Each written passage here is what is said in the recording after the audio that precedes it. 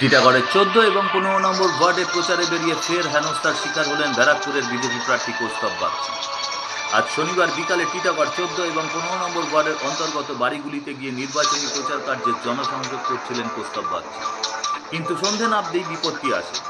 সন্ধ্যা নামার পরই স্থানীয় তৃণমূল কাউন্সিলর শাবানা পারভিন ও তার ঘনিষ্ঠ ব্যক্তিরা পুরোপুরিভাবে এই প্রচারকে বাধা দেয়। এমনটাই অভিযোগ তোলেন কৌস্তব বাগচি। কৌস্তব বাগচি অভিযোগ করেন, এই মিছিলে বাধাদানকারী প্রত্যেকের কাছেই ছিল আগ্নেয়াস্ত্র। এই ঘটনাকে কেন্দ্র করে ক্ষণিকের মধ্যেই ঘটনাস্থল রণক্ষেত্র হয়ে পড়ে। তৃণমূল কংগ্রেসের কর্মীদের সাথে বিজেপি কর্মীদের রীতিমতো হাতাহাতি শুরু হয়ে যায়। এই ঘটনার প্রতিবাদে টিটাগড়ের পিকে বিশ্বাস রোড বিজেপি প্রার্থী কৌস্তব বাগচি এবং দলীয় কর্মীরা এক বিশাল অবরোধ শুরু করে। এই ঘটনাকে কেন্দ্র করে নোয়াপাড়ার বিজেপি প্রার্থী অর্জুন সিং ঘটনাস্থলে উপস্থিত হন এবং আজকের এই রণক্ষেত্রের ঘটনা নিয়ে সংবাদ মাধ্যমের মুখোমুখি হয়ে ব্যারাকপুরের বিজেপি প্রার্থী কৌস্তব বাগচি এবং নোয়াপাড়ার বিজেপি প্রার্থী মাননীয় অর্জুন সিং কী বললেন সংবাদ মাধ্যমকে আমরা শোনাব। ব্যারাকপুর থেকে দেবাশিস পালের রিপোর্ট, সংবাদ বঙ্গবাণী।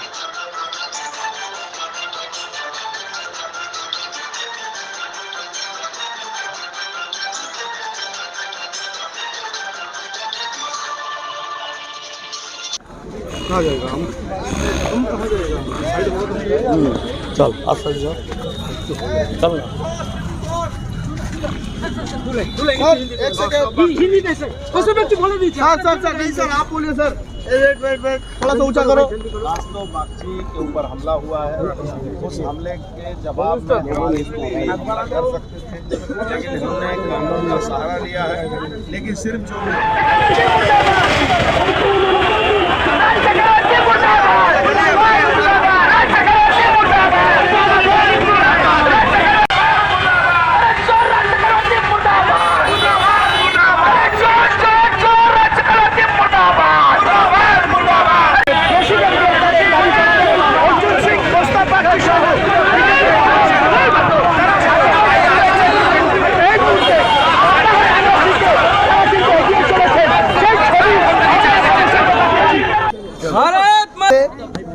একদল দুষ্কৃতী, কিছু চেনা কিছু অচেনা, তাদের সবার হাতে আগ্নেয়াস্ত্র, তাদের সবার কোমরে গোঁজা আগ্নেয়াস্ত্র নিয়ে তারা হামলা করেছিল।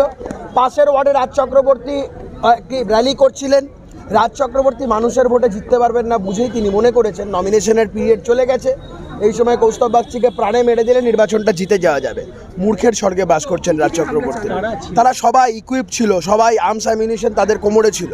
আমি শামা পারভিনের নেতৃত্বে কিছু অচেনা কিছু চেনা, শামা পারভিন 14 নম্বর ওয়ার্ডের তৃণমূলের কাউন্সিলর, তার সাথে কিছু চেনা কিছু অচেনা মুখ, সমস্তটাই অভিযোগপত্রে আছে, সমস্তটা গেছে। আমরা ভিডিও দিয়েছি, লিখিত অভিযোগ দিয়েছি।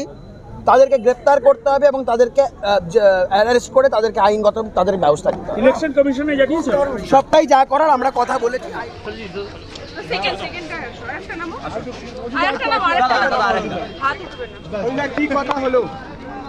দেখুন, এফআইআর হয়েছে, আমরা বলেছি যদি 24 ঘন্টার মধ্যে এই আসামিগুলো, এখানকার কাউন্সিলর, তার হাজবেন্ড আর 4-5 জনের নামে এফআইআর আমরা করেছি, ইমিডিয়েট 24 ঘন্টার মধ্যে তাদেরকে অ্যারেস্ট করতে হবে।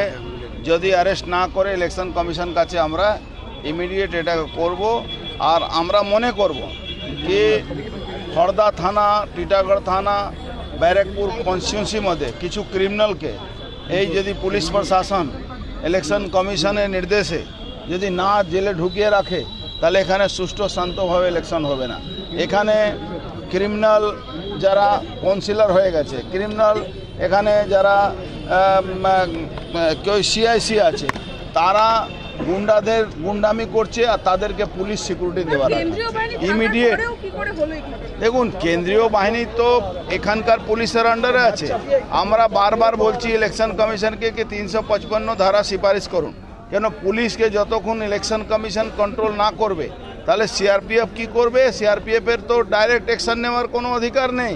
ডেট অফ ইলেকশন তারা নিতে পারে, কিন্তু আজকে সেই অধিকারটা নেই। তখন ইনাদেরকে বারবার বলছি কি এই যদি কোনো বড় ভায়োলেন্স হয় এর সম্পূর্ণ দায়িত্ব কিন্তু পুলিশ ব্যারাকপুর পুলিশ কমিশনারেটের খড়দা থানা আর টিটাগড় থানা দায়িত্ব নিতে হবে। কেন আমরা আর ছেড়ে কথা বলবো না। আজকে কৌস্তব বাগচির উপরে হামলা হয়েছে, আমাদের কর্মী যারা প্রচার করছিল তাদের উপরে হামলা হয়েছে। আমরা এটা খুব সিরিয়াস নিচ্ছি আর সরাসরি বলছি, এই থানার সামনে দাঁড়িয়ে বলছি কি ভাববেন না কি আমরা এটা করতে পারি না। 24 ঘন্টা সময় দিয়ে গেলাম, আমরা এই ছোটোখাটো চুনোপুটিকে করব না। আমরা যা করব তখন পুরো বাংলা না ভারতবর্ষ ওখানকার কাউন্সিলর আর তার নেতৃত্বে তাদের সাঙ্গপাঙ্গ ওরাই এইসব করেছে। পুলিশের ল্যাক ছিল অর্জুনদা, পুলিশের ল্যাক আছে বলে মনে হয়? দেখুন পুলিশের ল্যাক আমি বলতে পারছি না এখন এই মুহূর্তে। কেন পুলিশ যদি অ্যারেস্ট করে তাহলে আমি ল্যাক মানবো না, আর পুলিশ যদি অ্যারেস্ট না করে তাহলে আমি মানবো পুলিশের ল্যাক আছে।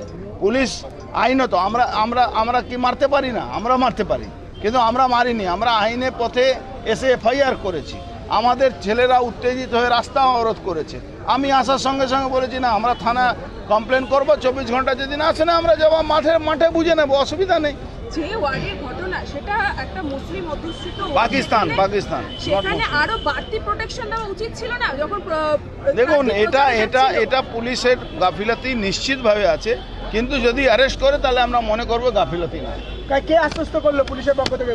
পুলিশে আশ্বস্ত আমার দরকার নেই তো, আমি এফআইআর করেছি। যদি 24 ঘন্টা অ্যারেস্ট না হয় আমরা ভেবে নেব ওখানে সেটিং আছে, আমরা সেটিংকে মানছি না। নির্বাচন কমিশনকে জানাবেন? 100% আমি এক্ষুনি নির্বাচন কমিশনকে জানিয়ে দেব। কেন্দ্রীয় বাহিনীর নামেও কি অভিযোগ করবে? কেন্দ্রীয় বাহিনী অভিযোগ করা ওদের হাতে তো নেই।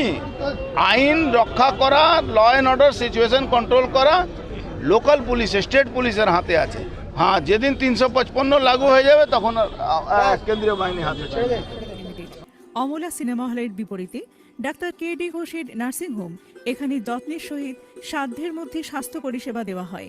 এখানকার অত্যাধুনিক ফেসিলিটিগুলির মধ্যে হল ICCU, AC sharing cabin, AC cabin, NICU, maternity, paediatric, ventilator facility, modular OT, orthopaedic surgery, any type of surgery, obstetrics and gynecology, 24 hours ambulance facility, general medicine, pathology, physiotherapy, PFT, ECG, EEG, Holter monitoring এছাড়াও থাকছে daily OPD service, 24 hours emergency service.